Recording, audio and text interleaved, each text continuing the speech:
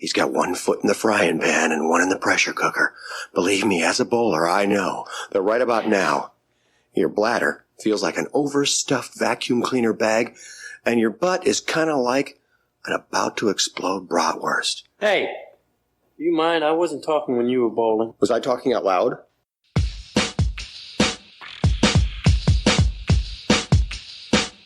Hi, this is Vanessa Angel from the movie Kingpin. I wanted to say a big hello to all the listeners of Munson's at the Movies.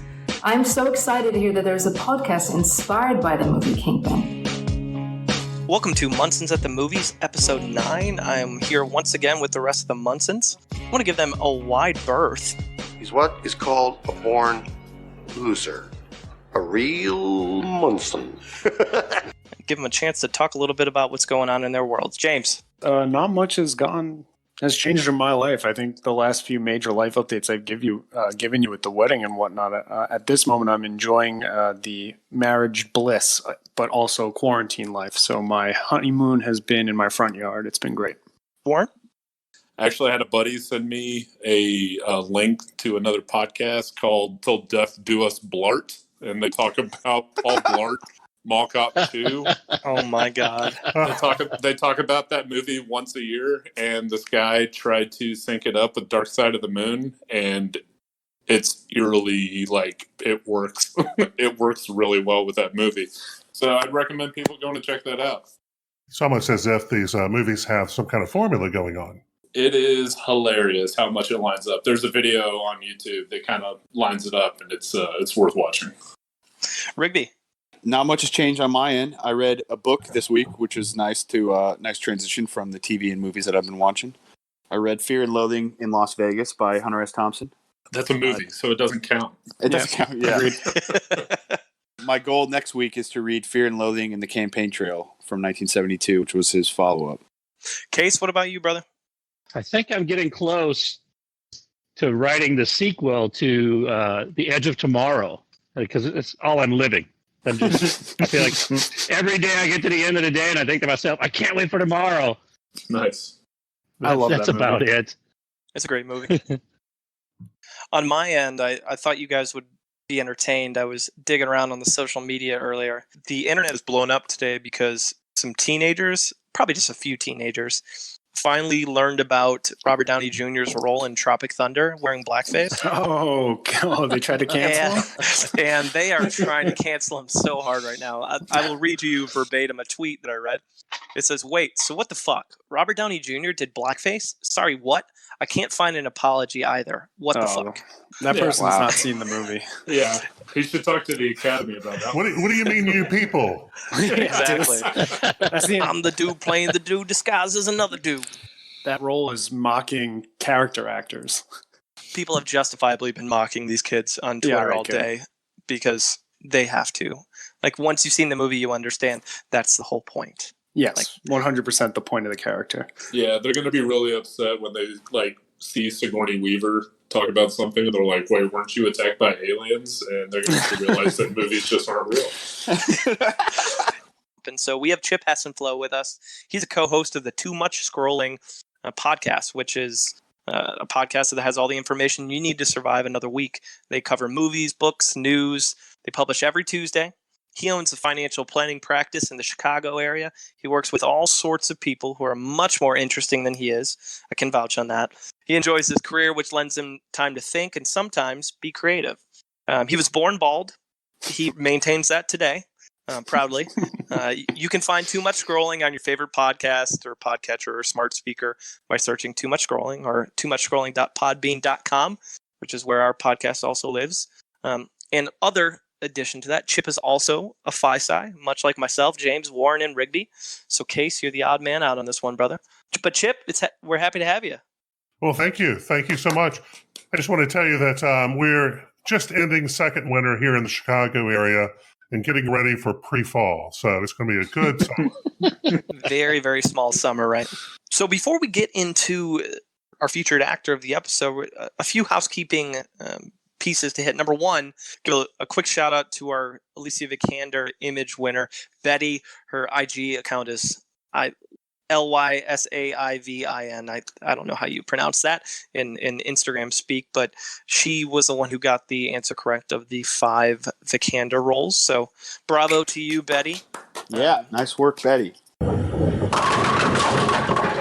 Let's get our weekly dose of IMDb birthdays. Warren.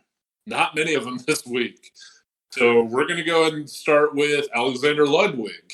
He's in Lone Survivor. He's in Vikings. And he's a Razzie Award winner for Grown Ups, too. Oh, wow. Also a Phi-Psi. He's in the new Bad Boys as well. Yes, he is. My context clue is he was a freshman in college when I visited his chapter at USC. You fucking creep. So, you cheater.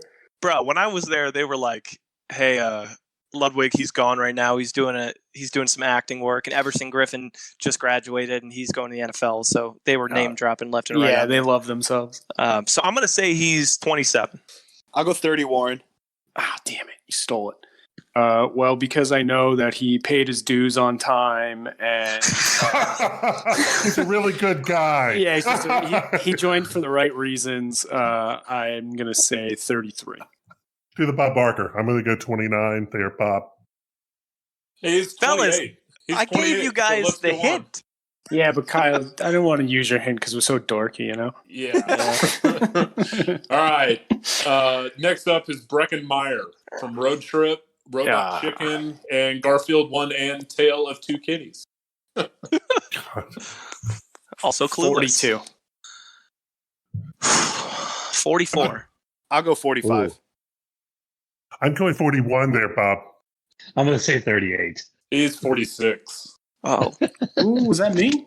I believe so. I think you got right up there at the top. All right. Last but not least, Maya Erskine. So she's in a movie on Netflix called Plus One. She does voices on BoJack Horseman. Created and acted in a show on Hulu called Pen 15. All right, she's 33. I got that just right there, 33. No, everybody got it right. Social. That's it for birthdays. Happy birthday, fuckers.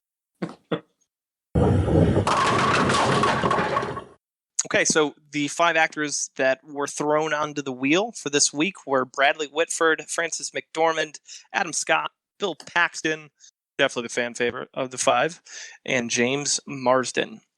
The wheel decided, and we are going with James Marsden. Hey.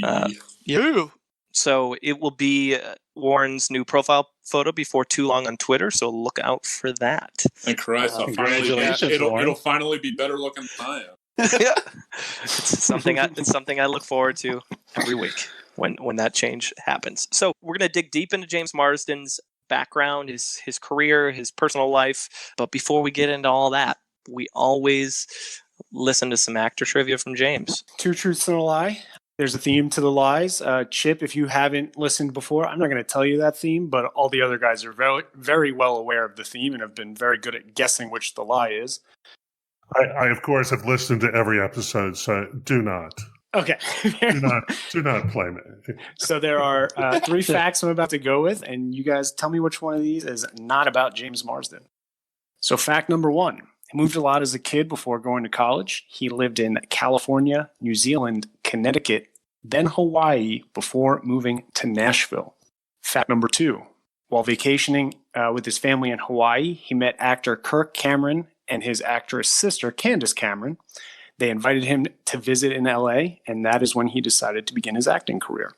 Fact number 3. He was a model for both Versace and Gap before getting into acting. Damn, those are good ones. Am I ready? I can get this one right. Go right ahead. I'll go with number 1. That's the number line. 1.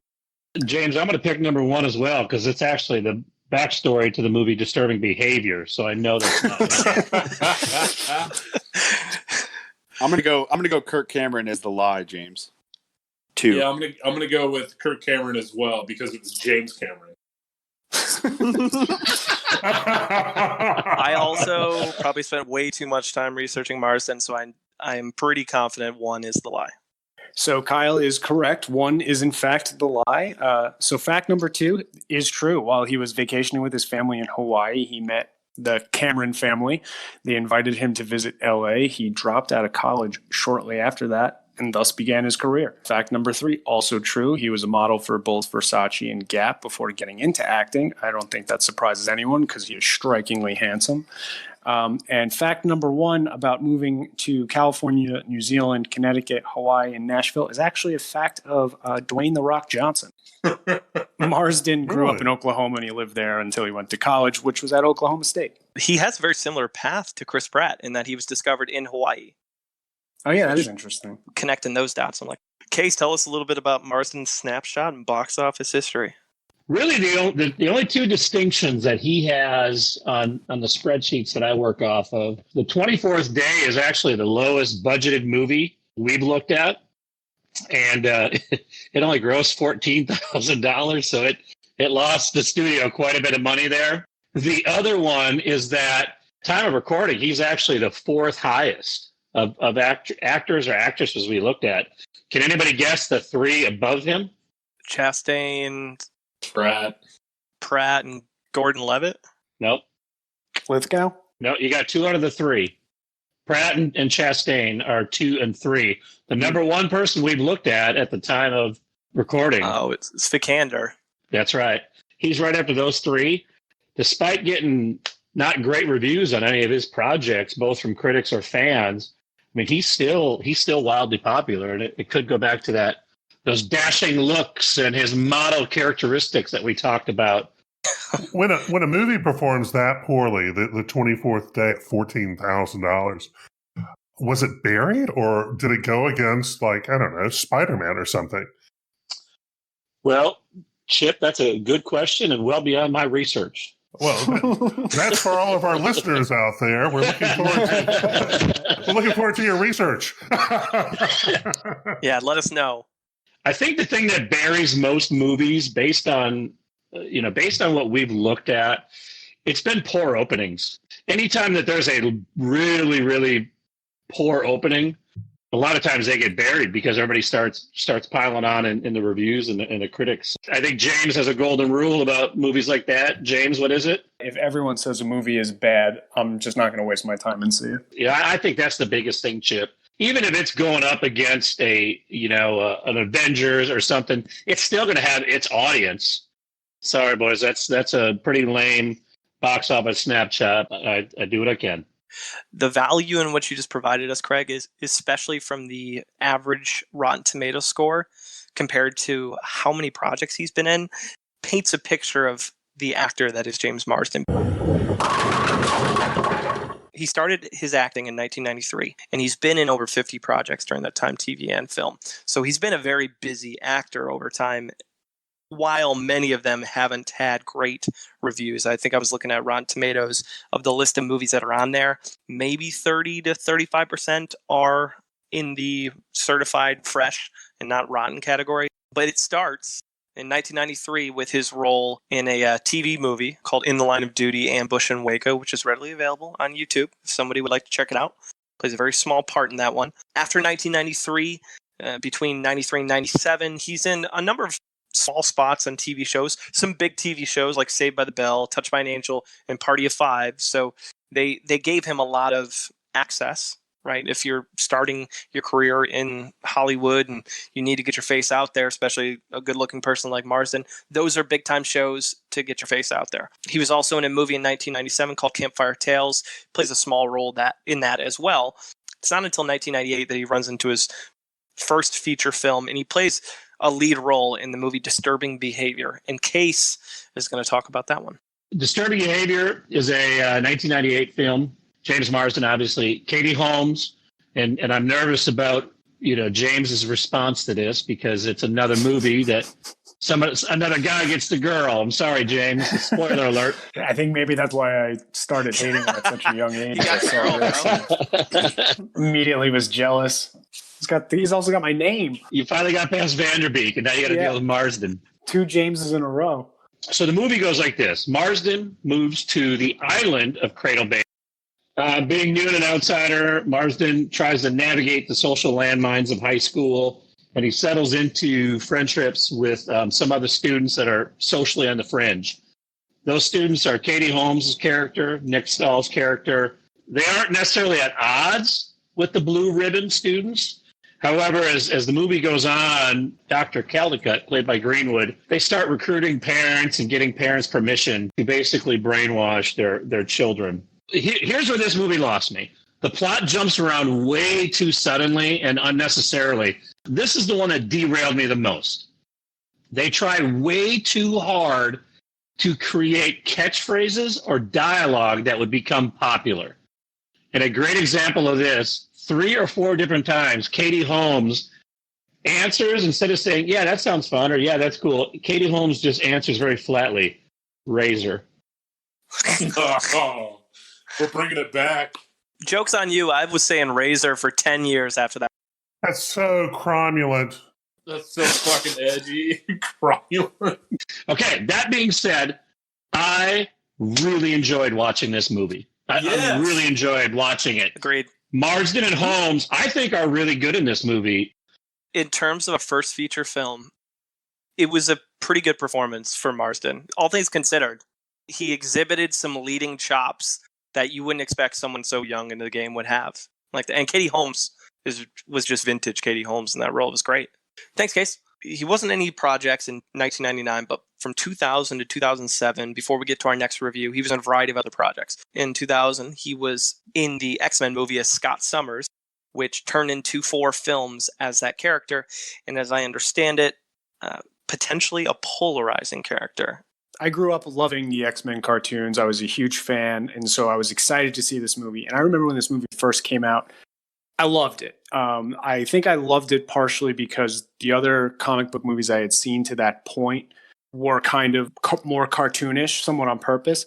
And then with X-Men, it was a little bit more rounded.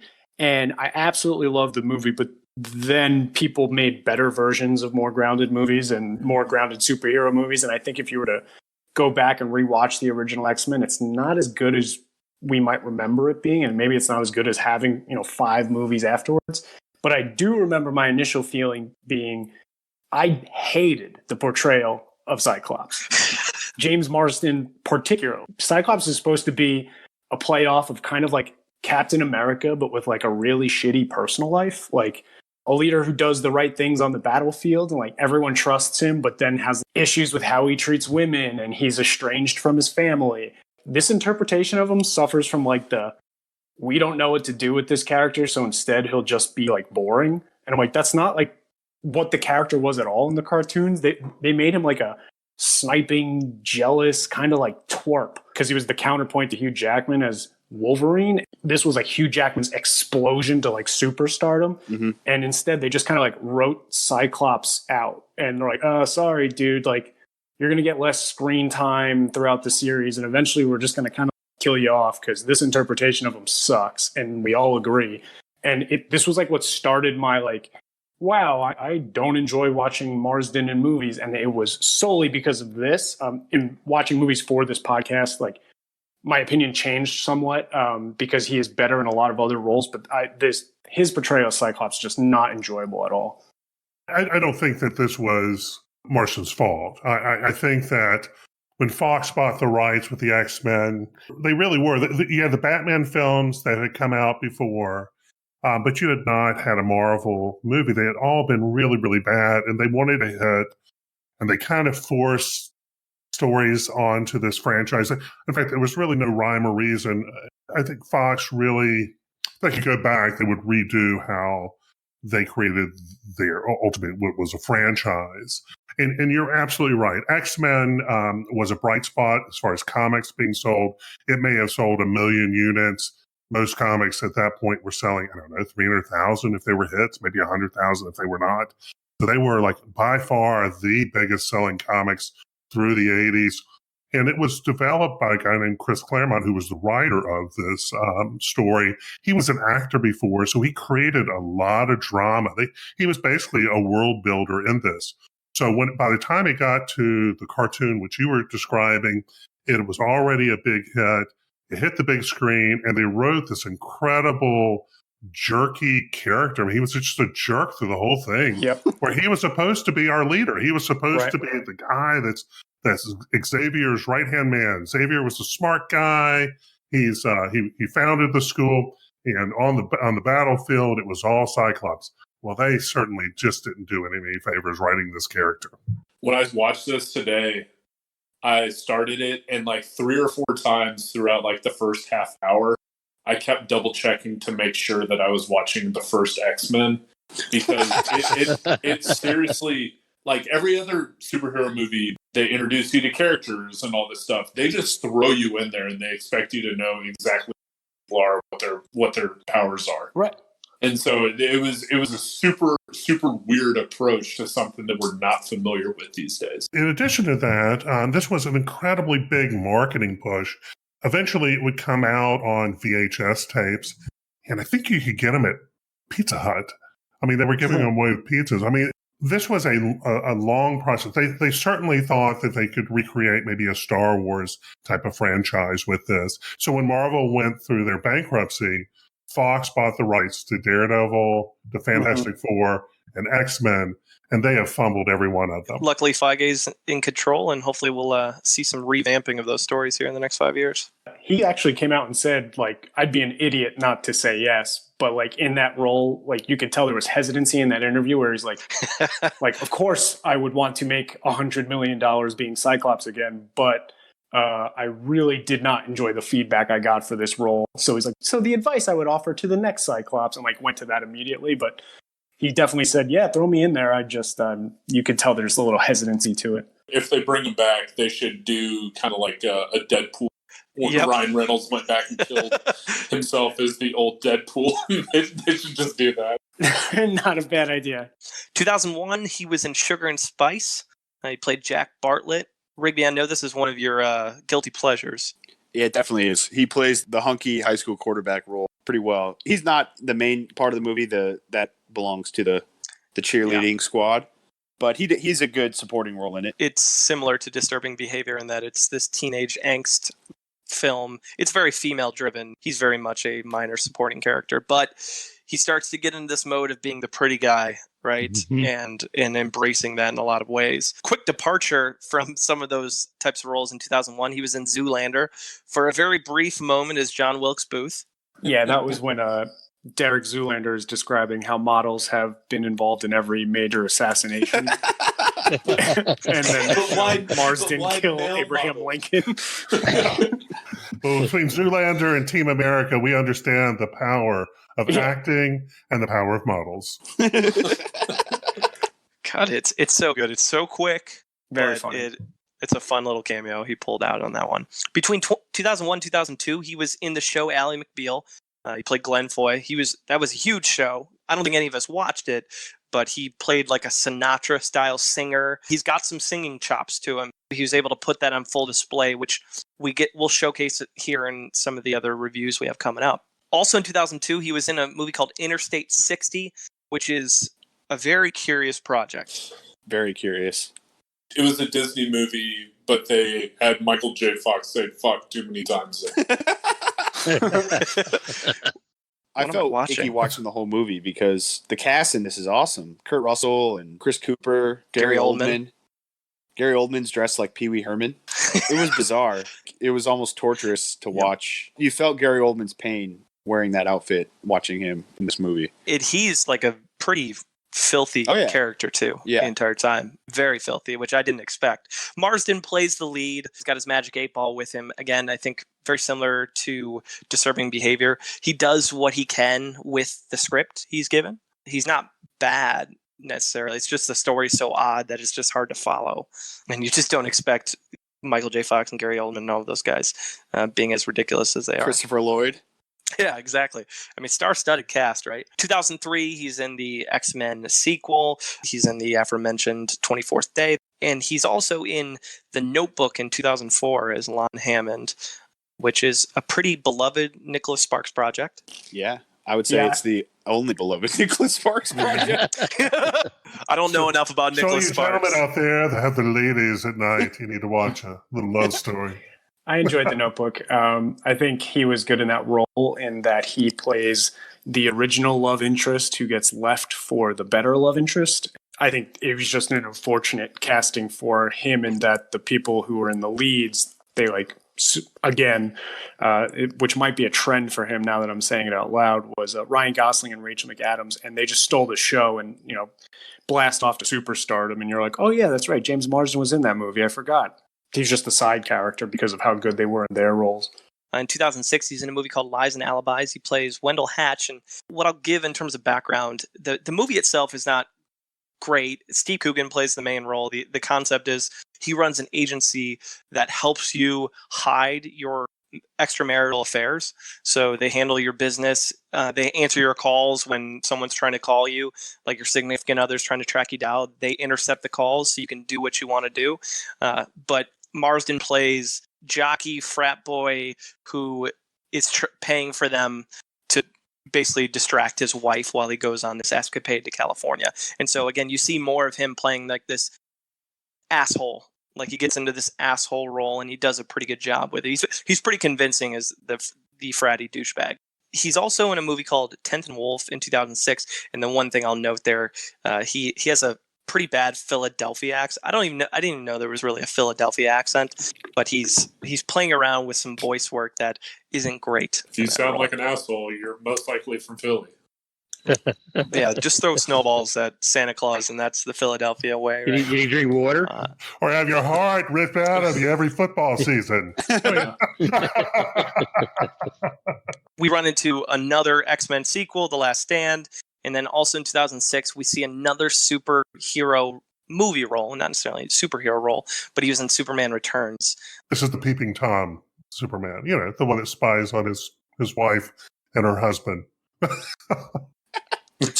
totally forgot this. This was a project. This was real. Oh, yes. Yes. Oh, yes. I believe he's actually in this movie more than he actually is in the last X-Men, where he was Cyclops, the main guy. I still can't get over it. 2007 brings us one of his biggest roles in the movie Hairspray, and Chip, our guest, chose this one. So for those who haven't heard an episode where we bring in a guest, we hit the main 5 categories, but our guest is allowed to pick a film of their choosing from their filmography, and he chose Hairspray. So Chip, tell us why you chose Hairspray. Has anybody seen this film? I have. Yeah. All right, excellent. So I'm familiar with Hairspray from 1988. That was a John Waters film, for those of you not familiar with John Waters. He's usually known for the king of bad taste. King of filth, right? Yeah. I know him from that Lonely Island music video. So that was Ricky Lake's debut movie, and that was not a musical, although a music for every one of John Waters' film, he picks a soundtrack.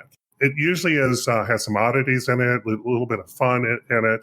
But this was a fun movie, and it was about Baltimore. It was about integration and about how, at one time people were segregated. Blacks and whites were segregated, and how that changed and how music made that.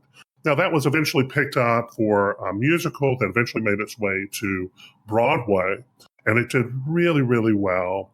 And eventually they made a movie. So in Hairspray in 1988, we had Sonny Bono, we had Deborah Harry, and we had Divine playing in this. And for Hairspray, before we get to Marsden, who played the part of Corny Collins, which basically had two solos in this musical, we get Vinnie Barbarino. He plays the mom. And for those who watched Welcome Back, Kotter and wanted to know what happened to him, and of course Bruce Dickinson, the guy who kept asking for more cowbell, he got to play. He got to play the father to our singer. Marsden sings 2 songs in it. He basically introduces the Dick Clark type of dance program where the latest songs get played. And of course, once a month, they get to bring in, basically at the time, the black music of the time. This music certainly is something everyone enjoys, and as our character wants every day to have that type of music played. And this is the character that Marsden gets to play. He gets to say, hey, listen, times are changing. We need to bring everybody in. And the station and the public are fighting that. And then at the end, of course, he gets to sing the song Hairspray because, that's the way it ends. My kids have seen this live. they had this movie. We watched it over and over and over. If you are a person who enjoys musicals, this certainly is a wonderful musical, and just a lot of fun. It's a lot of fun. It's a lot of good colors, a lot of great songs, and you can sing along with the soundtrack as you're driving down the road. I distinctly remember Travolta's role in it just because it was so out there for him. Well, in fact, I mean, that role in Broadway and the role in the 88 movie, his was divine, but it's always been played by a male, and it's supposed to be this brute of a mom who, makes it happen. Mm-hmm. I actually enjoyed Marsden in this role. I think it was very fitting for him to play kind of like the 1960s TV host. I think he did it well. I think even the name like Corny Collins, and this isn't me being a slight, I felt like that was something that like he was able to kind of fit perfectly into. I was actually really shocked with how good of a singer he is. I did not know that he had a background in singing, and so when he first was singing and dancing in the movie, I was pleasantly surprised. Per the research that I did, he sings in Ally McBeal, 30 Rock, Enchanted, Hairspray, and Gossip that I know of. Mm-hmm. There are probably other movies and other projects where he sang that I just haven't seen. So he definitely shows off that side in his projects. At least picks roles that allows him to do that. But 2007 was just a huge year for him, especially on the musical side, because he's in Hairspray. This, if you look at his IMDb, his Rotten Tomatoes, right at the top of the list in terms of roles that are associated with his career as an actor. And then you run into another musical, Enchanted, from 2007, and Warren had the opportunity to watch that one. So Enchanted, 93 critic, 80 audience. It captures all the fairy tale tropes. The intro is animated and it's fun and entertaining. And then Giselle, played by Amy Adams, transported to real-life New York by an evil witch to keep Giselle from marrying her son, Prince Edward, played by Marsden. The rest of the movie is Giselle bringing the fairy tale experience to real life, falling in love with Patrick Dempsey, and happily ever after. Marsden plays a great role for him. There is singing, which we know he's really good at. He has some cute adjustment periods to the real world. He just isn't her special someone, and he ends up with Idina Menzel instead.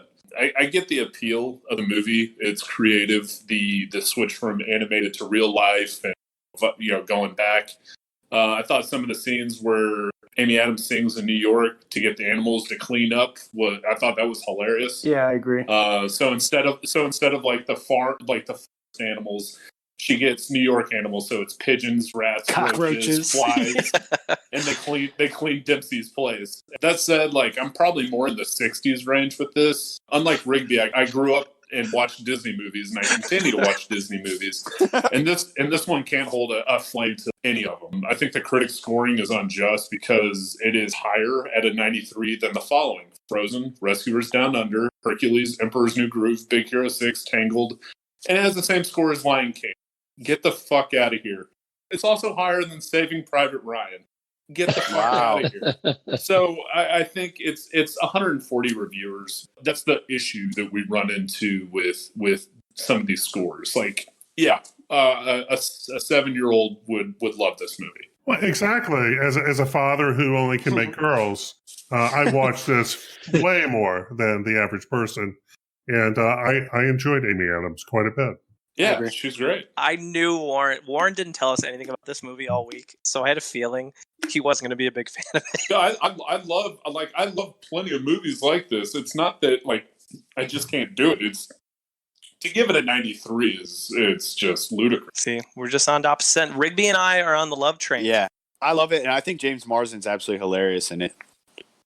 I think it's perfect for what they needed out of that role. Yeah, fuck you guys. I won't compare it to the others. I love the casting. And I taught a art class for the elementary school at that time. And so we would put on soundtracks at the end. And except for Frozen, we played this one quite a bit. The kids requested this so that K through 6th grade, they love this music. I believe it. The song in Central Park when she's singing, that's all good. Yep. The story is just lame. We had that song stuck in our heads for like 3 days here at the after we watched that one. In 2008, he was in 27 Dresses. I've never seen it. but I'm told that he is McDreamy in that and is lovely in that romantic comedy. Real moneymaker there. It's nice to see him finally get the girl at the end of this. Also, 2008, he's in Sex Drive. He plays a character named Rex. This is one that I used to watch a lot in college, and he plays this like hard ass brother who is like super homophobic and very much like, you need to be a dude's dude, a man's man, stop being a pussy, and it turns out he's gay. So that's his character arc, and it's really funny to watch him crying at the table when he admits to everyone that he's gay after all of this blustering and projection on his brother. Come to conclude in my original feelings of not enjoying Marsden is that I continuously find him good in comedic roles. And it sounds like this is kind of a play off of that. And so in doing like research for this, I realized is like, maybe I've just made up in my head I don't like him, because every time I see him in a comedic role, he kind of like crushes it.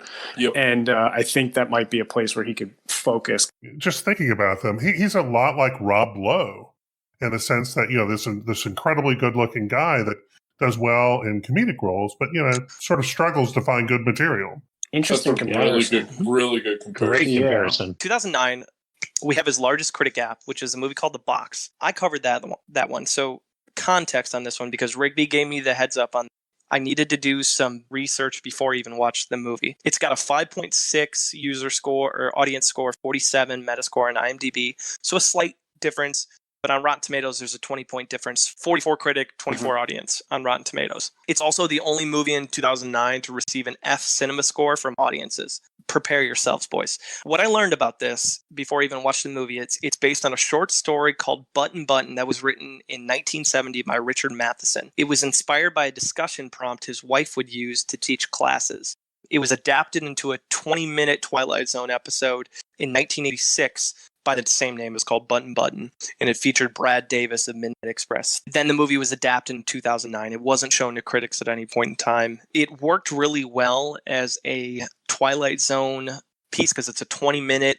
It leaves you guessing as to what's the concept behind this. And so basic gist, in the Twilight Zone episode, a husband and wife are at home and someone knocks on the door, drops off a box, and there's a note that says some guy's going to come by and tell you more about it. The guy comes by later while the wife is just there and tells her, hey, here's the key, you can open this box. If you click the button, someone random that you don't know somewhere will die, but you'll receive $200,000 in cash. And that's the ethical dilemma, right? So you can push the button, you don't have to, but as soon as you push it, I deliver the money, I take it, and I move, right? And that's the 20-minute version of it. You don't know much more. The challenge with this movie is as they try to make it into a cinematic theatrical release, they've got to add a lot of extra backstory. So in the theatrical version with James Marsden and Cameron Diaz, who play the main two roles, it's in 1976 in Richmond, Virginia. Arthur and Norma Lewis, they have the box dropped off. Things change a little bit. They are tempted with $1 million, and still the same concept of someone random that you don't know will die. The character that drops it off is called Mr. Steward. There's a play on words here, the steward of the box. And he's played by Frank Langella, who I think is a really good actor.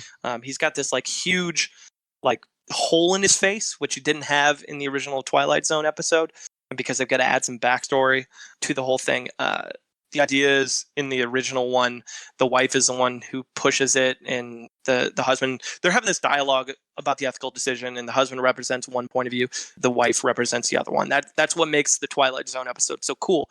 The movie, Marsden's character is written to not be as against it. As a result, it loses some of its punch as an ethical conversation. And then the movie just goes into weird fucking directions. There's so much unnecessary backstory about this dude working at NASA and the NSA, and he's using the NSA to like spy on everyone. The whole point of the movie gets lost at a certain point. I rated it like a 30 or a 40. I'm in the low critic score arena 100% because it's so bad, and low audience score. It should have never been adapted. Rigby, I know you saw it a number of years ago. I have a feeling you probably on the same page. I would agree completely. It works perfectly for a 20-25 minute episode where, there's 3 acts to it. I feel like the box had like 10 acts to it. It's like it never it went off in a bunch of different directions. You get to this point where they're passing through portals, and it's like you're going to go to eternal damnation or you're going to get salvation. And I called it on the front end. as we're sitting there watching, and I'm thinking to myself, the random person that dies is probably the last person who clicked the box. And it turns out that's exactly what ends up happening in the movie, is that the person who clicks it, they end up having to make another ethical decision later between their spouse and their kid, having their kid be blind and deaf forever, or shooting your wife. And so at the end of the movie, Marsden ends up shooting Cameron Diaz through the heart to save his kid from blindness and being deaf. There's no winning in this one, and the whole concept just gets dragged out. Marsden's okay. He conveys an appropriate level of skepticism that isn't as extreme as Brad Davis in the original, but it's never cheesy. He has an emotional restraint that the character demands, but the crescendo, as Rigby would say, the 10th act of the movie, he's crying during the shooting scene. It's just not very convincing. In addition to that, I think, Cameron Diaz is just odd. She was awful. She was really bad. Southern California girl who gets to play this Richmond, Virginia. The characters, the parents, were based on the director's parents. So the exact, what they did for a profession and how they talked. So Richard Kelly was the director. He's the same guy that did Donnie Darko, writer and director.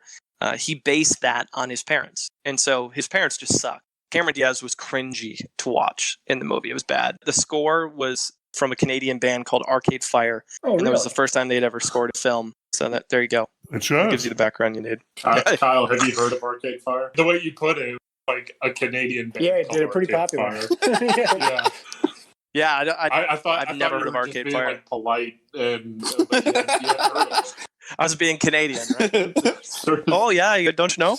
Sorry. All right, so that's the box. It's very forgettable. Don't watch it. Between 2010 2014, he's super busy. He's in a ton of stuff. In 2010, he's in Death at a Funeral. Hilarious role. He's naked on a roof at one point. He's great in it. Yeah, inadvertently does drugs. Yeah, he's awesome in that comedic role. 2010, he's in Cats and Dogs: The Revenge of Kitty Galore, which I believe Warren actively avoided because he knows he would hate it. It's voice work. It's him playing the main German Shepherd dog. Again, if you like that kind of stuff, scope it out. A little bit different of a role. 2011, he's in Hop. It's very similar to his role in Sonic, which we'll talk about here in a little bit. He plays the buddy to the Easter Bunny who's trying to save Easter. He plays a grown-up who wants to be the Easter Bunny. Like, how fucking dumb is that? His last name is O'Hare. Like, how creative. The movie sucks. Yeah. It is available on Netflix if you're feeling it, but yeah, I agree, it's not good. He is in Robot and Frank in 2012. Very dramatic role. Langella, that we mentioned earlier, plays the main character. His son, James Marsden, buys him a robot in this future because his dad's slowly losing it and needs a companion. And he learns that he can teach the robot to help him do heists, which is hilarious. So if you get a chance to check it out, Marsden, not comedic, very dramatic. Other smaller projects, he's in 30 Rock, 2012 and 2013. Plays a character named Chris. Have any of you seen his role in 30 Rock? His name is Chris Cross. And he spells his name. It's CRISSCHROS for Cross. He is Tina Fey's love interest, and they are a perfect balance. He is a great role in it. He's funny. He sings. He's in As Cool as I Am in Two Guns in 2013. He plays JFK, and Lee Daniels is the butler, also in 2013. Yeah, in Lee Daniels, the butler, he is one of 4 or 5 presidents, I believe, that made no attempt to be anything like the actual president that they were supposed to be acting as. I think the most noticeably bad one would be John Cusack as Richard Nixon. That one is the one that sticks in most people's memory, but James Marsden as JFK is essentially just doing a Boston accent and nothing else. I thought Alan Rickman as Reagan was okay. I would give him the highest score of any of the presidents in that movie. The main draw of the movie is definitely Forrest Whitaker and the other actors they got to play the presidents. Like, the best one you could say is he did okay. Right. In 2013 as well, he was in The Tale of the Princess Kaguya. I only mention this because it's technically the highest rated on Rotten Tomatoes. It's an animated film. And I watched an interview with him and he didn't pronounce it correctly. And he definitely shit on himself. It's like, I don't even know how to pronounce the movies I'm in. That's bad. So just something to add into there. But again, 2013 is really busy time for him. He was in 6 projects, including Anchorman 2. The legend continues as Jack Lime. I thought he was funny in this, man. I think he's I think this is where he can win me over, is continuing to play like these asshole roles that are funny and kind of self-aware in the writing, and then he can add that to the performance because he made me laugh in this role. Yeah, just a little bit too good looking. Yeah. The smile's just too perfect. Exactly. And then he becomes like the basically what he was. He wasn't the anchorman. Or I guess a good antagonist for the boys over there. And he's also in Walk of Shame, another X-Men movie, and Welcome to Me. 2014, we talked about one Nicholas Sparks project in The Notebook. We're going to talk about one that is vastly inferior in The Best of Me, and that's Rigby, and this is the largest audience gap. I knew this movie was going to be ridiculous when in the first 5 minutes, James Marsden's character survives not one, but 2 oil rig explosions. One thing, they don't really say how he survived it. He just kind of miraculously survived. Everyone, the doctor's like, it's a miracle that you're alive, son. I saw The Man of Steel. I think he can survive oil rig. Right. And Warren, I know you want to mention the oil rig later, but James Marsden plays this guy named Dawson Cole, who is sort of this, he grew up poor. He grew up sort of in a bad family. The movie introduces him in his older years. And then he gets a phone call from a gentleman saying that his surrogate father has passed away. His one-time love interest, played by Michelle Monaghan, is also receives the same phone call saying that this gentleman has passed away. And you don't really know why they're connected until you get to the early flashback, or to the flashbacks to the early years, which that's where the movie lost me, is where they have these 2 actors play Monaghan and Marsden's character. The one who plays Monaghan is really good. Yeah. I had no problem with her. She looked like her. She's a good actress. Mm-hmm. It's Marsden's younger character that threw me for a loop, because this guy looks nothing like James Marsden. He looks like Heath Ledger. I'm gonna take my shirt off and do some digging in the right. He looks like a ripped James McAvoy. Yeah, it was, and he's got to be at least 3 or 4 taller than Marsden. Yeah, he's Australian. He's got to be 30 years old. I mean, he looked nothing like he was a high schooler. He was supposed to be in high school at this point. Are you in high school? I'm in high school. The whole point of the movie is similar to The Notebook in that these 2 kids, they met and they're sort of star-crossed lovers. He comes from a abusive family, poor, and she comes from a wealthy family, really well-connected. They fall in love. The parents don't like him. They're trying to find a way for her to get rid of him. Throughout the movie, there's all of these ridiculous sort of melodramatic moments. Marsden's character, Dawson, the younger character, he shoots his best friend by accident when he's fighting his father. God, I'm just trying to think of all the other ridiculous things. Anyway, he didn't give he didn't take the ethical dilemma. He didn't take the $80,000. Right. And go to LSU. What is he thinking? Right. There's plenty of women there. Button, bro. That's one of the more ridiculous parts, is where the father of the girl offers Dawson $80,000 in tuition if only he will cease any communication with his daughter and leave his daughter alone and stop dating her, and he refuses to take it. I don't know anybody who would offer $80,000 to somebody they hate to make their way through college, but that's neither here nor there. I've been looking for that person my whole life. I can't find them. Anybody who watches this, I think you roll your eyes at it because it is so melodramatic and ridiculous. It has all the sort of Nicholas Sparks cliches. It's got the abusive family, the poor, kid who gets in trouble and meets the star-crossed lover, the rich girl. They're trying to find a way to make it, and everything seems to be stopping them, and yet they keep falling in love, and they keep finding ways to be in love. I didn't really mind Marsden's character or Michelle Monaghan's character. It's the flashbacks and the ridiculousness of the story that lost me. I think it would have worked if they just would have...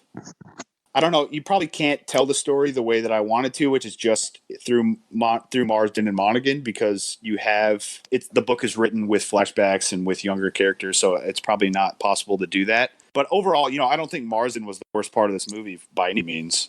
He probably was the best part of the movie, if I'm being honest. I would agree. I definitely agree with you. Lots of Spanish moss. Lots of sunsets. Dude, it was just so melodramatic. As soon as you're like, okay, that's the last of it, and then he gets shot by his dad, and you're like, okay, that's the last of it. And then it turns out that Michelle Monaghan's son gets in a car. Okay, that's really the last. And then it ends. It's too ridiculous to even describe how it ends, because it's so just your emotions are it's supposed to surprise you on an emotional level. Keep going.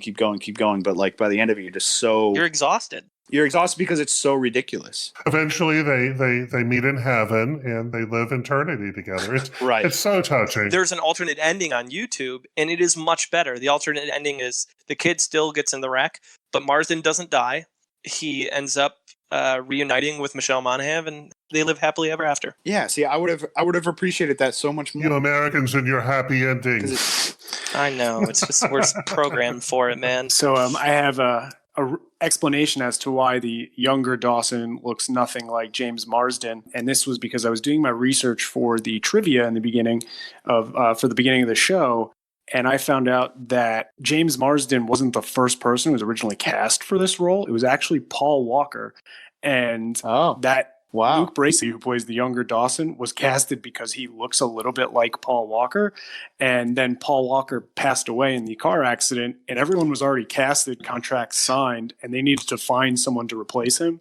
And they found James Marsden. Wow. The other person who was going to be cast for that role was Joe Manganiello. And I was like, what the hell? Like, gigantic jacked Italian man is supposed to be. I could definitely see Luke Bracey as Paul Walker. So that makes total sense. But if you have a girlfriend or wife, maybe you watch this. You never know. Classic Nicholas Sparks. If I was a critic, I would be on the critics' side, which was, I think it's like 11% on Rotten Tomatoes. Mm-hmm. Is that right? It's very likely he got the role because of his participation in the Notebook and him getting overshadowed. And they're like, all right, if we need someone to jump in, all right, let's get Marsden, to give him a second chance. Yep. And they just gave him bad material. Yeah. It's not much he could do with it. Oh, that seems to be something that keeps going on with Marsden. It's a theme. Mm-hmm. It's not his fault. I was thinking about he just picks bad projects. I was thinking about this, like the moment. This is the last thing I'll say. The moment where they recognize each other 20 years after not seeing each other. If this guy looks nothing like his younger self, how the fuck would she be like? Dawson? It's a catfishing movie, bro. Like she, at least the younger Michelle Monaghan looks like her. I mean, that's just outrageous. A lot of reconstructive surgery. Reality shows. I laughed a couple times in this movie and scenes where I definitely shouldn't have. How about that dad who was his real father, who was a skinny guy? Yeah. I mean, he looked like a folk singer, not a fucking abusive father. It was weird. Yeah, exactly. Yeah, he definitely looked like he was the upright basis for the Lumineers or something. that's gold, man. But what I got was, in the very beginning, he's on an oil rig. Everybody's just like buddy, and they're like, working harder, hardly working. And he's like reading and all this shit, and I was like, this is 4 years after the BP Macondo, like the oil spill, like. These guys need to get their shit straight. And the explosion and everything was laughable. And he gets blown off of the rig so far. And it was just like, okay, 1, 2, 3. He should have died. 1, 2, 3. They, the wire crew sitting there just pulls him off of that thing so far. I laughed really hard. Well, he sends cash through the mail. Yeah. I mean, oh yeah, there's a post box that says U.S. mail on the rig. Give me a fucking break. No one writes mail on a rig. He gets paid cash on a rig because that's what they do. Yeah. The second thing that I laughed really hard at was when Michelle Monaghan gets the notification that the guy had died and she's got to go. She's really sad and she's packing. And her husband, her drunk of a husband, walks in. He's like, "So how long are you going on?" And she's like, "I don't know, a couple days. I've got to go meet with the lawyers and all this stuff." And he's like, "I got to meet with my fraternity brothers." Yeah, he says, "I got that. I got a Sigma Nu." He's like, "So is this a couple day thing?" He's such an insensitive ass, and I laughed so hard because he just stops, turns around, and walks out, and he's like, he gets pissed off at her because she's going to deal with the funeral. He's looking through the bedroom for the golf glove, because that's where you keep your golf glove, in the bedroom. Yeah, he goes from there to in the night under the kitchen sink. He's just like, I'm just going to do whatever. That was really not a good time. I got the Sigma Nu thing this weekend. I've got the scene for you. So look through the bedroom, through all the drawers. Look for the golf glove, and she's going to tell you that she's having some second thoughts, and you're going to blow her off. Yeah. And then she's going to tell you, "I'll check with your secretary time somebody that I know dies. It's like, oh fuck, dude. This foreshadowing, this relationship's not going to last. My last thing that really blew my mind was at the end when the guys ambush him in his car, and they start shooting his doors from behind, and then they come up on both sides, looking at the car the entire time. He magically ends up under the car. Oh yeah, under the car. I was like, how the hell did he get under there? He's magic. Yeah, the movie was garbage. I get it. I get why why Nicholas Sparks writes this shit. I'm surprised no one had a terminal illness in this movie. That's usually Nicholas Sparks' go-to move, is he throws in some soul-crushing terminal illness. Weirdest time. He had a kid who gets thrown in there who now needs a heart transplant. Just in time for Marsden to be able to give his heart. So how lucky was he?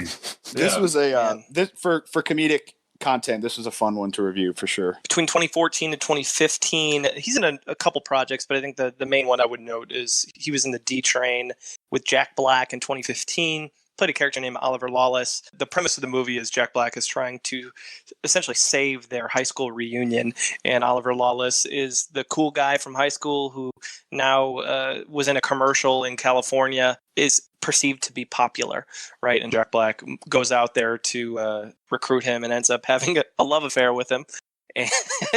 Unbeknownst to his wife, played by Catherine Hahn. Marsden just really good at playing this bad boy who pretends to be successful, but really his life is as much of a wreck as anyone else. So it's a fun. It was released on IFC Films, available on Netflix. Fun little film, especially if you like Jack Black. 2015 also has his lowest critic score, and this is our final review. And this is from James, and it's a movie called Nailed or Accidental Love, depending on where you find it. Yeah, I will get into the reason and why it has two names here in a second. Give you a quick plot synopsis. A character which is played by Jessica Biel, her life is turned upside down when a legitimate freak accident happens while she's getting proposed to at a diner. She gets shot in the head with a nail gun. I swear to God that is the plot of this movie. Yep. She's getting proposed to and gets shot in the head with a nail gun. The person proposing, her fiance, is played by James Marsden. The nail in her head causes this erratic behavior, but also apparently erotic behavior where she's now randomly horny all the time. Marsden calls off the engagement when they find out that it would cost $150,000 to get the nail taken out of her head. So Jessica Biel sets off to find a cure for it, and Congressman played by Jake Gyllenhaal, who is going to be the champion of her cause. Without going further into the plot, because it doesn't need any more than that, because I agree the movie stinks. We'll get into why it stinks here in a second. Listen to this cast. Jessica Biel, Jake Gyllenhaal, James Marsden, Catherine Keener, Tracy Morgan, James Brolin, Bill Hader, Beverly D'Angelo, Paul Rubin, that's right, Pee Wee Herman, and even Christy Alley. And this movie still sucks. I think if it was a bit more focused, it could have been something worth saving. If it could have been a cool kind of dark comedy about and political humor and healthcare humor. It could have been something. What actually happened here, and it was so bad I had to look into it, and then I realized that this is the major part of the story, is the reason why it was so terrible is production was actually halted on the 8 different times. They started filming this in 2008, and it didn't get released until 2015. Oh my God. That makes sense, because when I watched it, I couldn't believe it was a 2015 movie. It seemed older. Yeah, it seemed like it was from a while ago. It was written by Al Gore's daughter. That is true. Wild, I agree. And it is supposed to be a comment on the healthcare industry, but because the production company ran out of funding, Jake Gyllenhaal and Jessica Biel just walked off cast because they realized that they weren't going to be able to pay any of the other cast members. And so it was halted until the Screen Actors Guild halted it, and as a union said they would not let any of the actors. Production company showed they actually had the money to pay people. They boycotted filming. It started and stopped again 8 different times. The director, David O. Russell, actually even campaigned to get his name removed, like we mentioned earlier in the podcast, from the movie credits because he hated what the finished product looked like. And he was actually successful in getting his name removed. So it's actually under a pseudonym which has been used since like the 1960s for all movies that this happens, where the director hates the final product. And so they attribute it to a person who doesn't exist. That's how awkward this movie is. Like you could tell it's like there's something there, but it's just not there. It's not funny, but it's not shitty. It's just nothingness. It's like, here's what a film student could have wrote a movie to be, and this is where their teacher would come in and be like, yeah, but this movie stinks, so you have to make it good. All that being said, I actually enjoyed like a handful of the scenes that Mark in. They gave him like the comedic role here, but again, he's playing a guy who loses the girl. I think he should lean more into comedic roles, but this movie just stinks out loud, so there's no real reason to like go any further in depth on his performance here, because one or two laughs in a 2-hour movie is just not worth it. I do think that Marsden, if he could shine in this film, he played the boyfriend that certainly was clueless and a jerk. He went to propose to his girlfriend at the time. The nail gun, of course, is going off during the time that eventually sticks a nail in that Jessica Biel's head. And so he's complaining, but it's all about him. Right. Because the whole time, how could they ruin my proposal Correct. to her? The scene with Jake Gyllenhaal when he's out by the bonfire is the funniest scene in the entire movie, where they're doing that little ritual. I got such a kick out of that. Their banter there, where Marsden is still this like egocentric, but clearly acknowledging that this guy has the power to kind of fire a police officer because he's a congressman, but what he's watching is odd. I thought that was a good little play back and forth. And then it's like it amounts again to like nothingness in this movie. It just doesn't go anywhere. There's like a couple scenes and you could tell it's just been chopped and chopped and chopped. Gore's daughter writing it, and so that was before 2008. So it was before Obama went into office. Mm-hmm. They're making all these statements about it, and then it comes out in 2015. So right before Obama's out of office, and the Affordable Care Act's already passed. So the movie just This movie is going to be huge. Yeah. The biggest movie ever. We're so fucking edgy. We got this great idea. And my favorite things about Marsden in this movie, he always threw everything to percentages. Yeah, it was funny. Yeah. You go do that. I give it maybe a 65-35. He's talking to this other girl, and he's like, but, if it doesn't work out with her, call me. We'll make that work out 70-30. Just like putting out all these odds all the time. I thought that was hilarious. He uses that when he finds out that the nail in her head is going to make Jessica Biel more sexually aroused. And, all the guys are, nudging each other, like, oh, that's cool, man. She's going to want to have sex with you. And she is like, oh, cool, maybe I'll orgasm this time. And he that's right. He stops and he gets down next to her. He's like, babe, only 50% of women have orgasms. Like, that's not my fault that you're not having one. Movie sucks. The movie's bad. It's got some redeeming moments, but it's pretty bad. To kind of finish off his filmography between 2015 and 2020, so present day, he was in Into the Grizzly Maze. He was in Unfinished Business. Great cast and crew, but maybe I don't know about the crew, but great cast, but just a turd of a product. Yeah. He was in The Female Brain, a movie that is directed and written by Whitney Cummings. And then he's in two pretty big television shows that I think for today's audiences would associate with James Marsden. And the first, that's Westworld, and he plays Teddy Flood. And I know, James, you're a big fan of this show. Yeah, so they're on the third season on HBO right now, and he plays Teddy, and Teddy is, so Westworld, what it is essentially like an amusement park where there are robots who you can't tell are robots, but they can't hurt humans. So humans can pay to go there. And what you can do is if you want to get into a gunfight, you can get into a gunfight where you won't get hurt. If you want to rob a bank, you can rob a bank where you won't get hurt. So the only people who get hurt are the robots. And Marsden plays kind of like the leading man. And what ends up happening to him as the leading man robot is every time a human comes there, they essentially pick a fight with him and he always loses. And he's really good in that role. He's like oh no, I'll save you. And then he just gets blown away by some fat schlub who's on vacation with his family. And it's pretty, it's kind of comedic, but it goes way darker into the morality of what that is. But I think he's really good in that role. 2019, the other TV show he's in, which is available on Netflix, he plays Steve Wood in Dead to Me. Not going to get too much into it just because it's still really new. New season comes out in a week, and James Marsden's in both. So we'll just go ahead and leave that there. My understanding from Kelsey is he plays an asshole. Yep. And he does it pretty well. He does a really good job of it. His most recent big project, and again, I think that this brought him to the forefront of audiences and pop culture, is he plays Tom in Sonic the Hedgehog, which Sonic had its own legend behind it, and the money they spent to redo the Sonic CGI. But in terms of video game movies, I think it's the most successful in terms of ratings of all time, Sonic the Hedgehog. I'll be honest with you. When I saw the original trailer and then I saw the movie, he looks the same in it. So I don't know what that redoing the animation's about. When you're named GQ's most handsomest man in the world, sometimes they gotta make some tweaks. Oh. It was a fun movie. I was pleasantly surprised. I went in with pretty low expectations. And his interactions, doing kind of that voice work and interacting with obviously a CGI character, takes some form of skill. Well, in the distant past, I used to own something called AMC Stubs. That was at a movie theater. And when I went to the theater to see there were movies, like multiple movies playing at the same time, I usually picked whatever was playing the time I was there, and it was Sonic. So I sat down next to a family and I watched these kids just giggle throughout this entire film. And so, yes, this film certainly hit its age group really, really well.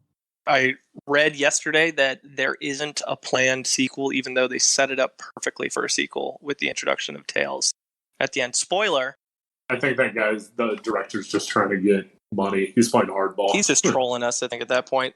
With every shitty sequel you have out there, for once, it's like, yes, let's do it. Jim Carrey's great in that role as Robotnik. Let's keep it rolling. We'll see. And then he was in Mrs. America and The Stand, both in 2020. That's pretty much everything on the Marsden side. Did we miss any major role? I don't see how we could. I don't think so. Although we talked about Hop being an absolute turd of a film, he trained himself on how to do the Sonic type work, working on Hop. That comparison is apt there for him to actually excel in that role. He had to play the Easter Bunny before he could get there. You got to walk before you could run. Rigby, top 10 performances. What do you got for us, brother? This week, I found a list rating top performances. There are some caveats. One is it's top 5, not top 10, so this would be a little shorter. And also, it's from 2 years ago, so it won't include Sonic or anything post 2018. And this is from TV Overmind. Sounds legit. Written by a guy named Tom. And if you've listened to our podcasts in the past, Chip, you'll know that all of our sites where we get these are totally legit. Super credible. So if anybody wants to take a stab at the top 5 roles of James Marsden's acting movie career, not TV shows, just movies, take a stab. 27 Dresses. No. Enchanted. Oh. Enchanted is number 3, Prince Edward. I'll say Hairspray. Hairspray, Corny Collins is number 2. I'll say the X-Men. X-Men is number 1. Sorry, James. Cyclops. Death at a Funeral? No, we just need 4 and 5, and I don't think we talked about 4. We may have, but if I may have missed it. Are they dramatic or comedic? They're roles? both dramatic. Sugar and Spice? Nope. Wow. Give me a Walk of Shame. No. It's not Straw Dogs, is it? Straw Dogs is number 4. Wow. David Sumner. And then the 5th is, I'll give you a hint, it's a movie that we covered tonight. It was a feature film of Marsden. Oh my God, don't tell me it's The Box. No. It's The Best of Me, isn't it? Nope. Really? Accidental Disturbing Behavior. Disturbing Behavior. Yeah. Steve Clark. That makes sense. Yes. Yeah. Good for him. One of his first role was top 5. This review says, as a disgruntled and disillusioned teenager, he actually pulled it off quite well, despite the fact that most teenagers in films are in their 20s. He's born in 73, and that movie was 98. Yeah, so he was mid-20s. 24, Yeah. something like that. I was going to say, you realize how difficult it is to be an actor and then make a living being an actor. But he really could benefit by sitting back, maybe like Tom Hanks did at some point, and say, listen, I should probably wait for a really good role because Totally agree. seems like he takes everything. Yeah. I think that's a good list. Before we get into ratings, I want to pop a little nugget in there because I'm going 4th. So I want to make sure you guys have this information at your disposal before you go ahead. So use it for what you wish. Based on his different roles over the years since 1993, this guy has been in an incredible range of types of films. I'm not saying the films are good, right? So let's just Remove that part of it. It doesn't mean the movies are good, but I want you to listen to these categories. Romance, he's in Best of Me and The Notebook. Romantic comedies, he's in 27 Dresses, Female Brain. He's in comic book films, X-Men, Superman Returns. He's in musicals, Hairspray, Enchanted. He's in some 90s teenage angst films like Disturbing Behavior, Sugar and Spice, Gossip. He's in TV shows that are pretty well reviewed in Ally McBeal, 30 Rock, Dead to Me, Westworld. He's in some comedies, Death at a Funeral, Zoolander, Anchorman, Sex Drive, Unfinished Business, Me. He's in dramas, Robot and Frank, Lee Daniels The Butler, The D-Train, Shock and Awe. He's in animated films, Hop, Sonic, Tale of Princess Kagaya, Cats and Dogs. He's in horror, The Box. He's in action movies, Two Guns, Into the Grizzly Maze. Really, the only thing I couldn't find is a Broadway role. Not great movies, but he's in a wide variety of stuff. You chose me going first, and you are not going to change my opinion. Hey, I'm just throwing it out there so you guys have it as we get into the reviews part of it. For those of you who are new listeners, what we do here, we rank them on our Munson meter. Our Munson meter evaluates actors on a number of different categories. We look at longevity, how long have they been at it, how consistent have they been. We look at their pop culture impact, right? What's their name recognition out in that space. We look at their range as an actor. We talk about their awards footprint. We discuss if they have other talents. They write, sing, produce. We talk about their personal life on a scale of they're a great person to an awful person. And we also look at their comedic chops. James is going to go first, and we rate between a 0 and 100. Marsden's had an interesting career trajectory, as Kyle just mentioned. Like, he actually has a very under-recognized body of work as a kind of like a side character utility comedian, or just the plain handsome straight man. He's never bad. He's just not cast in very good films, and he's never been great, in my opinion. Like, he shows up, he does his job well, but like the material he gets is weak, or the character is weak. I'd love to see him play just like a full-on alpha male, egotistical like bastard, and kind of like own that, but with like none of his usual charm to kind of offset it. I think it'd be cool to see him in maybe like a Wolf of Wall Street role, kind of like what Leo had, where he just like leans into it completely, but he just hasn't had that. However, his portrayal of Cyclops to me is completely unforgivable. And I just don't like him in a lot of things I've seen. Like, how many times in this podcast did we say like, he's good, but the movie or the script or the character is bad, like, before we actually just blame him? Like, he has to bear some of this burden. We can't say he's great in 25 bad movies. And so when I was doing this, I couldn't find any cool personal stories to kind of weigh it out. He hasn't won many awards. He hasn't been the leading actor many times. He's had a ton of longevity, which was shocking to me. He's obviously like strikingly handsome, surprisingly good singer. And I think he has great potential as a comedic actor, because every time I've seen him in a comedic role, even though they're small, I think he's done a really good job with it. But all that said, he gets my lowest score of all the actors we've done, and I gave him a 50. Warren. Well said, James. I think the biggest thing that is hurting him is terrible representation. He could definitely use a better agent, somebody to read over some scripts. And, I think he definitely has the longevity.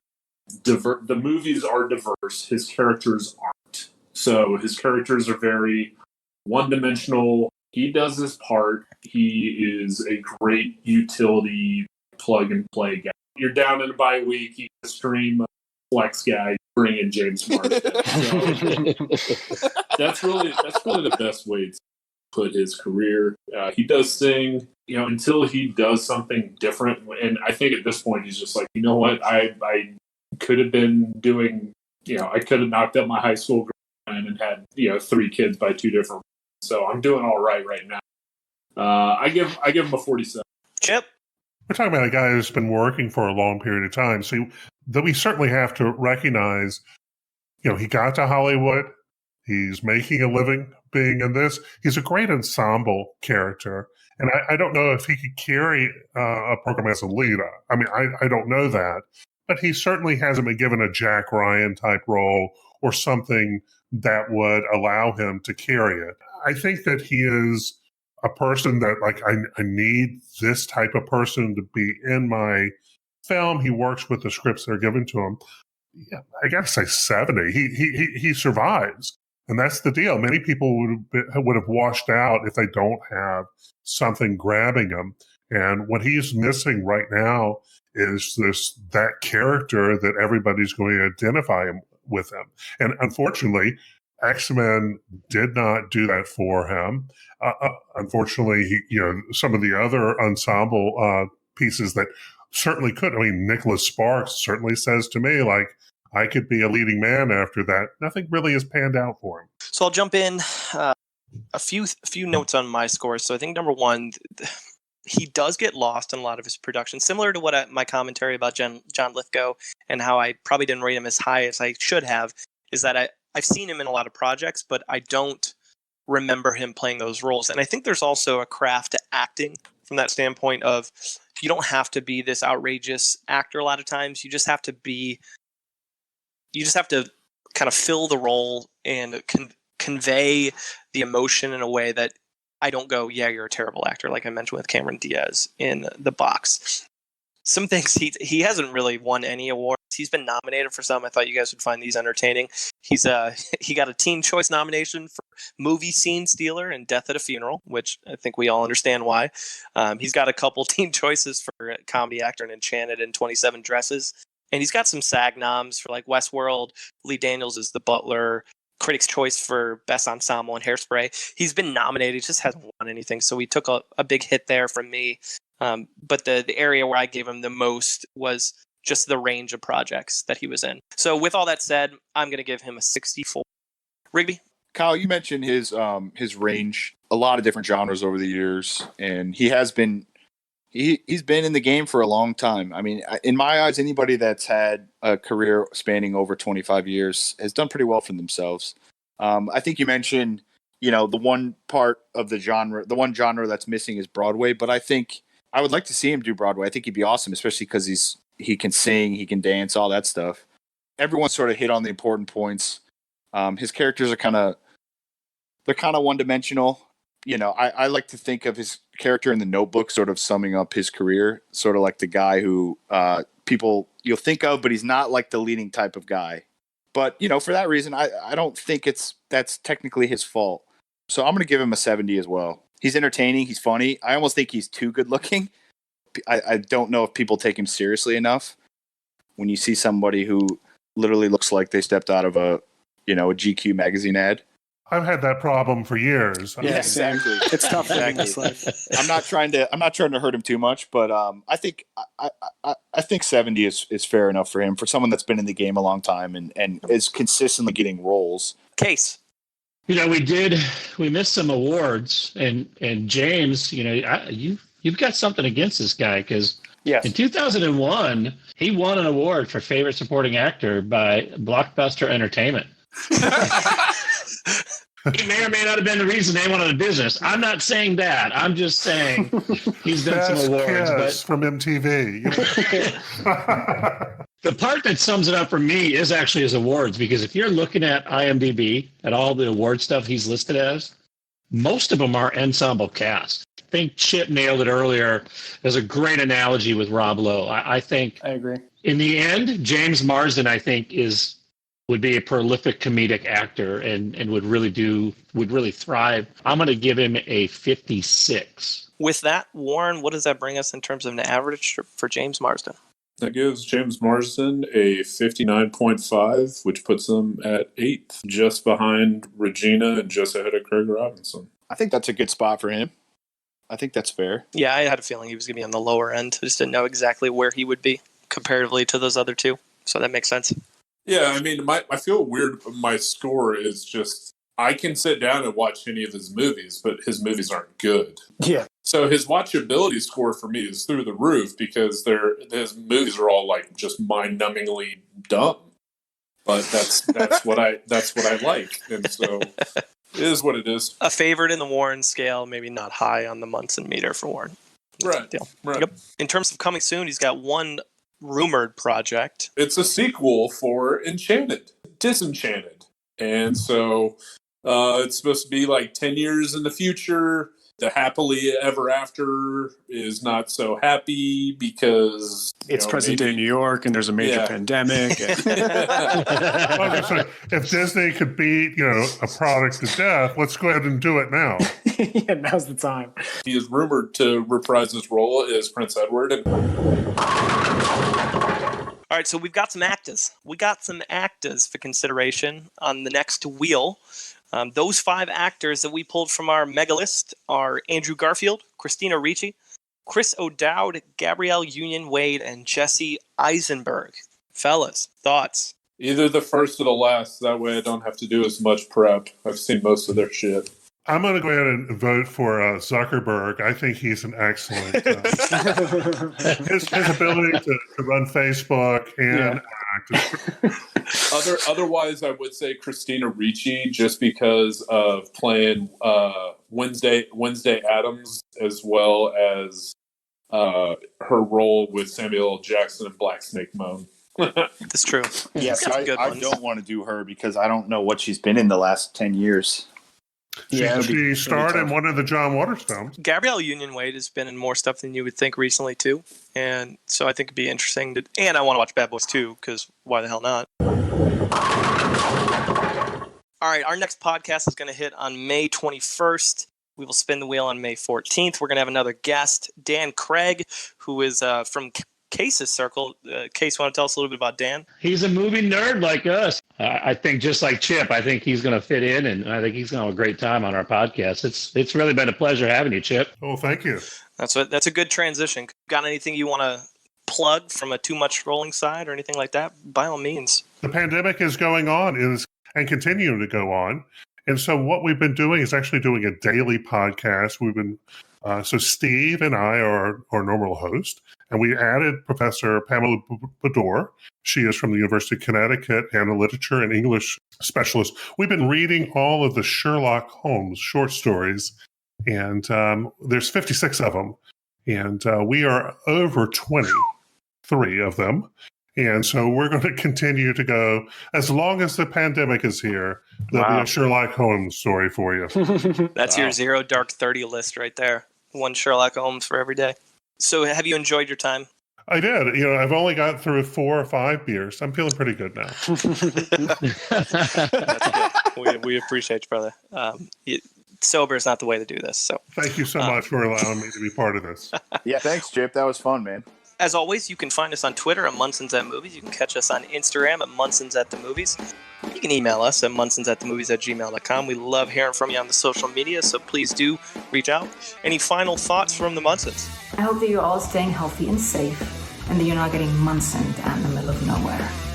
Although actually being out in the middle of nowhere is probably the best thing right now. Munson's out.